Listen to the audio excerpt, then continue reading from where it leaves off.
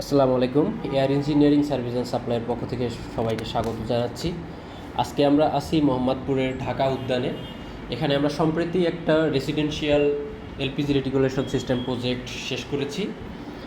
এটা Luna প্রপার্টিসের Kuddus palace নামে একটা ভবনে।